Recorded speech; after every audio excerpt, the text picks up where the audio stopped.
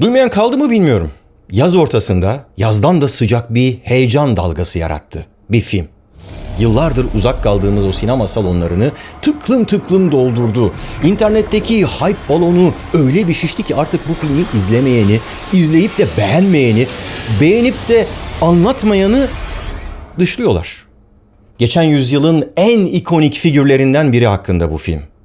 Ben karakter hakkında öyle çok fazla bir ön bilgi sahibi olmadan elimi kolumu sallaya sallaya gittim sinemaya.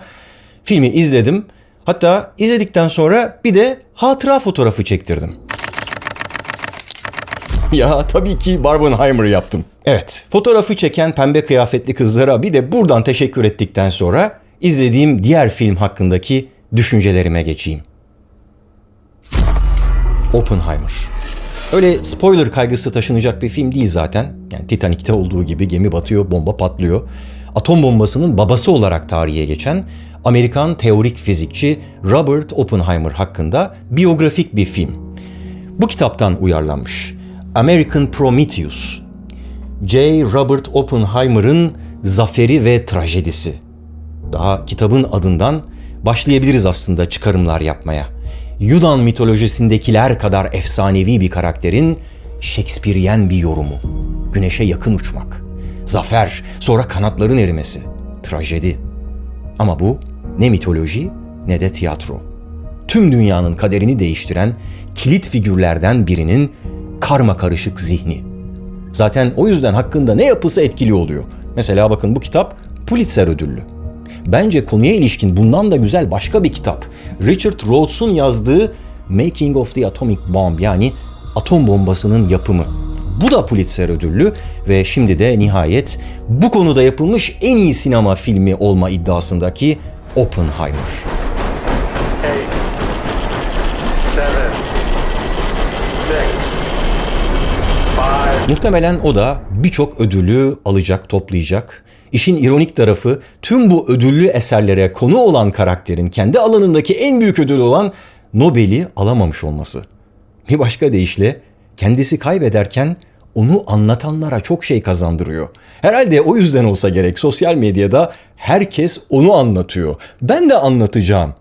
Anlatacağım da önce anlamam lazım. Ama itiraf edeyim, henüz tam olarak bu karakteri anladığımı söyleyemem.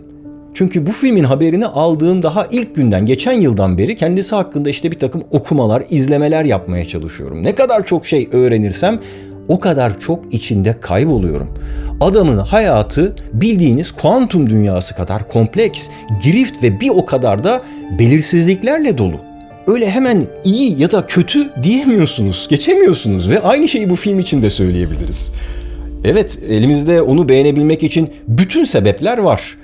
İşte benim en iyilerim içinde olmasa da iyi bir yönetmen olarak kabul edilen Christopher Nolan tarafından çekilmiş her şeyden önce. İşte Interstellar ve Inception'dan dolayı benim bir miktar saygım var kendisine. Oyuncular desen hepsi de çok başarılı. Zaten filmde neredeyse figüranlar bile Oscar ödüllü. Efendim başka ne var? Müzik. Mandalorian'dan tanıdığımız ve yeni Hans Zimmer'imiz olarak hemen benimsediğimiz Ludwig Göransson yapmış müziklerini. Yani ortalama bence yine de. Sinematografi desen o koca koca kameraları, kalın kalın film şeritlerini yükleyip olabilecek en yüksek kalitede çekmişler. Daha ne yapsın adamlar ya?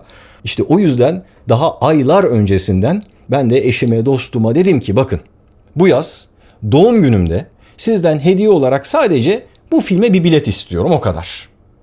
Evet, bugün benim doğum günüm bu arada. Böylece lafı arada geçirmiş olayım. Çok teşekkür ediyorum. Ve onlar da gayet güzel bir yerden bilet almışlar sağ olsunlar. Nerede seyrettim biliyor musunuz filmi? Tabii ki IMAX'te. Hem de öyle sıradan bir IMAX'te değil.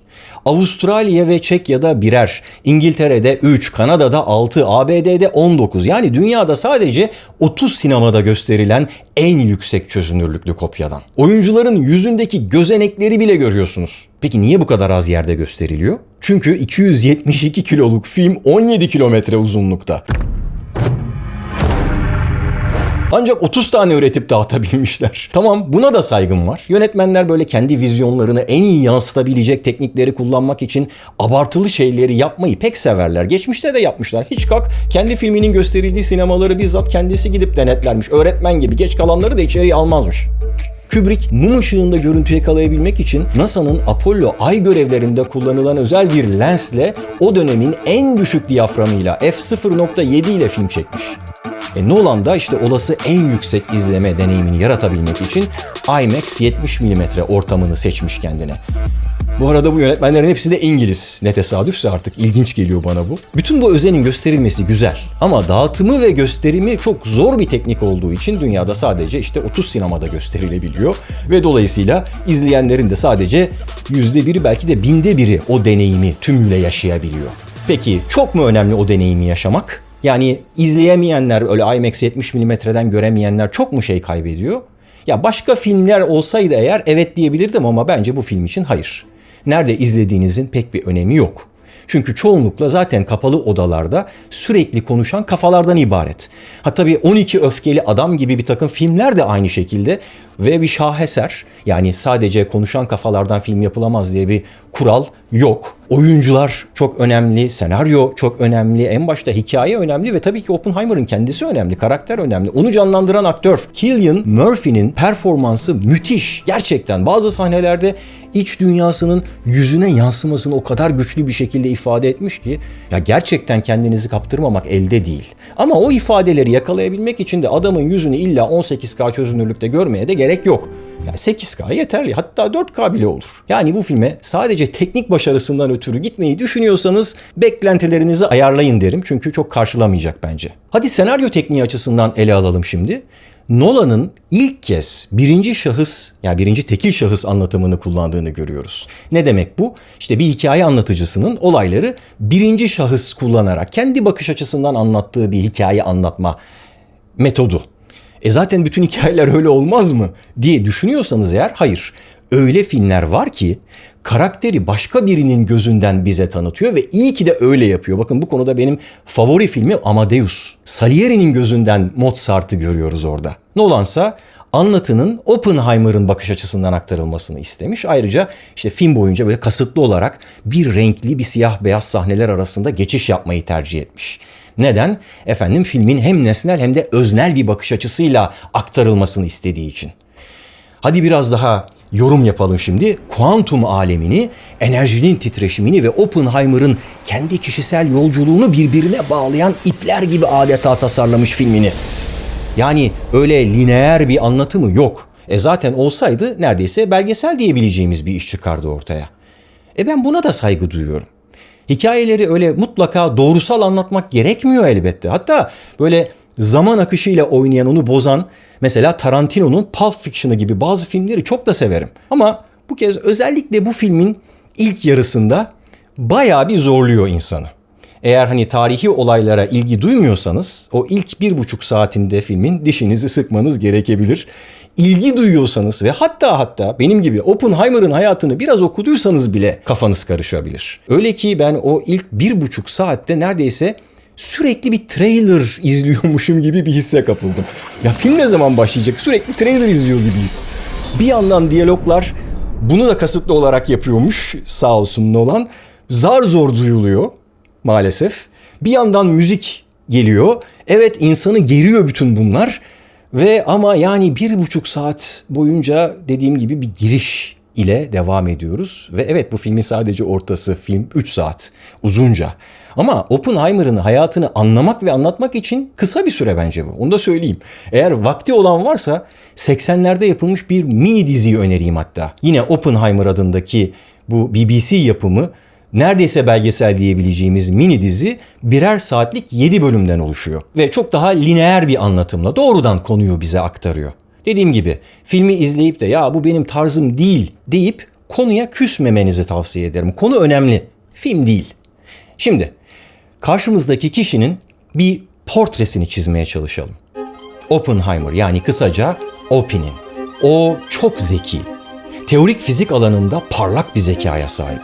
Filmde o yönüne çok fazla girilmiyor ama bir yıldızın çöküşünün kara bir deliğin oluşumuna nasıl yol açabileceğini açıklayan bir model bile sunmuş zamanında bir öğrencisiyle birlikte. O çok karmaşık. Bazen hassas ve merhametli gibi gözüküyor, bazen de amansız olabiliyor. Bir sürü çelişkilerle dolu. O bir idealist. Bilimin sınırlarını zorlama konusunda pek bir tutkulu. Manhattan projesi üzerindeki çalışmalarının ardından nükleer silahların kontrolü ve sınırlandırılması için de çaba sarf etti. Decision to try to make or not to make the hydrogen bomb touch the very basis of our morality. O içine kapanık. Özel bir insan. Duygularını ifade etmekte zorlanıyor. Böyle Doğu felsefesinden, özellikle de Bhagavad Gita'dan etkilenmiş. I remembered the line from the Hindu scripture, the Bhagavad Gita. O galiba pişman. Atom bombasının yaratıcısı olmanın vicdani yükü onu ömür boyu rahatsız etmiş. You still seem to suffer, may I say, from a bad conscience about it. Is that true, sir? Ama öte yandan ifadelerini çok dikkatli seçerek, çok da iyi konuşan biri olmasına rağmen hiçbir zaman özür dilememiş. O dışlanmış biri. Solcu görüşleri ve komünist olma şüpheleriyle başlatılan bir güvenlik soruşturması var. Filmde de çok işleniyor bu konu. İşte onun sonrasında toplum ve bilim camiası tarafından dışlanmış. O tutkulu. Özellikle iki şeye, fizik ve New Mexico. Bu iki tutkusunu birleştirmek için tarihin en gizli görevlerinden biri olan Manhattan projesini çok sevdiği Los Alamos'a kurduruyor ve dünyanın en parlak beyinlerini ABD'nin ortasındaki bu ıssız yere getirtiyor. Ve tabii ki o karizmatik. Çekici kişiliği ve zekasıyla çevresindekileri etkiliyor. Zaten o yüzden daha önce hiçbir büyük projeyi yönetmemiş olmasına rağmen böylesine önemli bir projenin başına getiriliyor. O kadar karizmatik ki bugün yaşasa rahatlıkla bir aktör olabilirmiş. Now I am become death, the destroyer of worlds. Ekibini toparlarken bu karizmasından faydalanıyor. Ne üzerinde çalışacaklarını bile söylemeden insanları ikna etmeyi başarıyor. Ve bu öyle bir proje ki dünyanın en büyük savaşını bitirebilir. Hatta gelecektekiler de dahil olmak üzere tüm dünya savaşlarını daha başlamadan bitirebilir. Evet, atom bombası bu. Tüm zorluklarına rağmen kısa sayılabilecek bir sürede geliştiriyorlar. Fakat o daha bitmeden, geliştirimi bitmeden Hitler ölüyor. Dünyanın en büyük tehdidi sona eriyor. Manhattan projesini başlatan ana sebep, gerekçe ortadan kalkıyor. Fakat onlar yine de bombayı yapıyorlar. Oppenheimer bombayı sadece yapmakla kalmıyor, kullanılmasını da istiyor. Diyor ki atom silahlarının olduğu bir dünyada savaşlar son bulacaktır. In a world of atomic weapons, wars will cease. Paradoksa bakar mısınız? Ona göre bu bomba savaşı hem bitirmek hem de önlemek için bir araç. Bu onun okuduğu bu Bhagavad Gita benzeri metinlerden gelen, yani Doğu felsefesinden kaynaklanan bir görüş. Her yaratma eylemi öncelikle bir yıkım eylemidir. Yakıp yıkacaksın ki insanlık olarak anka kuşu gibi küllerinden yeniden doğabilesin. İnsanlığın dönüşümü ve yeniden doğuşu için işte bu bombayı o yüzden gerekli gördü. Barış için savaş gerekliydi. Ve işte Oppenheimer adeta bebeği gibi görüp üzerine titrediği bu atom bombasını bitirdikten sonra onun ilk denemesine, onun doğumuna Trinity adını verdi. Trinity, teslis demek. O dönemde şair John Donne'ın şiirlerini okuyormuş. Donne'ın Better My Heart, 3% God diye başlayan şiirinde Hristiyanlıktaki teslis inancına, yani Holy Trinity'ye bir referans var. Better My Heart by John Donne. Better My Heart, 3% God. Trinity, hem baba, oğul, kutsal ruh üçlüsünü hem de bombanın 3 parçadan oluştuğunu temsil ediyor. Böyle hem bilimi hem de sanatı birleştirmekten epeyce bir hoşlanan Appy, bu kez de bombanın yıkıcı gücüyle insanlığın yaratılışındaki tanrısal unsurlar arasındaki zıtlığı yansıtan bir isim vermeye karar veriyor işte bu bebeğine. Ve Trinity adlı bu doğum olayı herhalde dünya tarihindeki en gerilimli anlardan biri. Filmde de öyle. Benim en sevdiğim sahnelerden biri de o anın yansıtıldığı sekans oldu. Abi zaten gerçek bomba patlatmışlardan dolayı değil. Trinity denemesinin gerçek görüntüleri zaten arşivlerde duruyor. Hatta zaman zaman ben videolarımda kullanıyorum.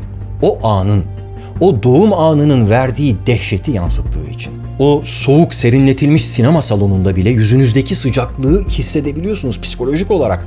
Phantom etkisi belki de. Görgü tanıkları patlamadan sonra bir fırının kapağı açılmış gibi hissettiklerini söylüyor. Ya da abartalım, cehennemin kapıları açılmış gibi. Çünkü o radyan ısı dalgası yayılıyor. Bir süre sonra da gök gürültüsü gibi bir ses. Ardından ilk mantar bulutu yükseliyor. Dünya tarihinde eşi benzeri görülmemiş bir an bu. Nasıl olur da madde ve enerji bu şekilde dönüşebilir? Few people laughed. Few people cried. Most people were silent. Birkaç insan güldü, birkaç insan ağladı. Opie'nin kendisi bu. Filmden bir sahne değil. Oyunculuk mu yapıyor yoksa gerçekten hissettiklerini mi söylüyor bilemiyorum. Trinity denemesinin gücünü gördükten sonra durmuyorlar. Sadece 3 hafta sonra bu bombayı Hiroşima'da insanların üzerinde kullanıyorlar. Yetmiyor, onun sonuçlarını görmelerine rağmen sadece 3 gün sonra bu kez de Nagasaki'yi bombalıyorlar. Ve planlarına göre eğer Japonlar teslim olmasaydı 19 Ağustos'ta bir tane daha, Eylül'de 3 tane daha, Ekim'de 3 tane daha atmayı planlıyorlar, hedefliyorlardı. Hedef şehirler üzerine konuşulan bir sahne var. Gerçekten de insanın tüylerini diken diken ediyor. Mesela Kyoto'yu listeden çıkarıyorlar sağ olsunlar. Çünkü birinin balayını orada geçirdiğini öğreniyorlar. Tamam, bunlar dramatizasyon unsurları belki ama bir yandan da tarihi gerçekler. Tabii tarihi tek yönlü okumak da yanlış. O zamanın koşullarını düşünebilmemiz, savaştaki diğer tarafın yaptıklarını veya yapabileceklerini bugün hesaplayabilmemiz çok zor. Ama işte filmler de bu yüzden var zaten, değil mi? Eğer savaşın Japonya'daki etkisine dair bir şeyleri izlemek isterseniz ben size bir film tavsiyesinde daha bulunayım. Grave of the Fireflies animesini izleyin. Ateş böceklerinin mezarı. Şimdiye dek yapılmış en güçlü savaş karşıtı eserlerden biri. Oppenheimer atom bombasını yaptı. Sivillerin yaşadığı kentlere atılmasını destekledi. Bundan dolayı vicdan azabı da çekti ama yine de az önce bahsettiğim generallerin bulunduğu o toplantıya katılıp bombanın nasıl atılması gerektiğini, ne kadar yüksekte patlatılırsa daha etkili olacağını da ayrıntılı bir şekilde tarif etti. Bunları nükleer silahların ilk kez kullanılması için yaptı ve belki de aynı zamanda son kez kullanılması için. Bugün biz onu istediğimiz kadar yargılayabiliriz. Sonuçta her ölümlü gibi o da artık aramızda değil. Ama onun yaptığı bomba aramızda. Binlercesi. Her an kullanıma hazır durumda. Tarihte Hiroşima ve Nagasaki'den bu yana hiçbir ülke nükleer bombaları silah olarak kullanmadı. If there is another world war, the civilization may go under.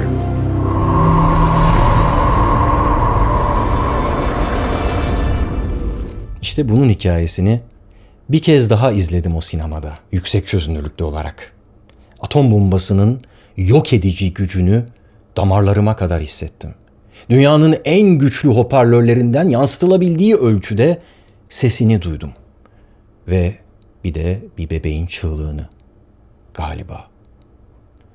Anlatı tekniklerinde devrim yaratan bir film gibi tanıtıldı ve muhtemelen tam da bu yüzden ödüllendirilecek. Ve filmden sonra birkaç insan güldü, birkaç insan ağladı, bazıları alkışladı. Bense dışarı çıkan koridordan yürürken işte o diğer seansa giren pembe kıyafetli kızları gördüm. Onlardan birinden rica edip bu şapşal fotoğrafları çektirdim. Ve işte o anda bir kez daha bir simülasyonda yaşayıp yaşamadığımızı merak ettim. I've heard new love is so beautiful. Time is what makes it ugly. But time after time and through every turn in this life, I could use some stability.